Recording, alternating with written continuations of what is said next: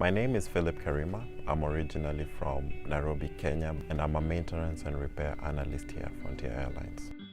The branch of the military I was with is the US Army, and my unit was the 160th Special Operations Aviation Regiment. I was in F Company in 1st Battalion.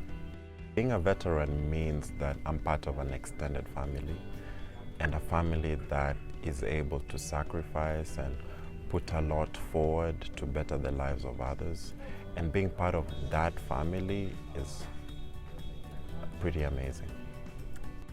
What brought me to Frontier Airlines was an opportunity to work in an industry that I was fairly familiar with from my military experience, and do so in Denver, Colorado, a location that I really like.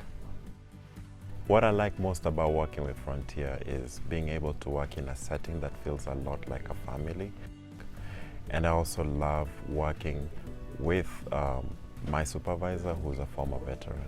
The fact that Frontier Airlines is taking its time to honor me and my fellow veterans is pretty awesome.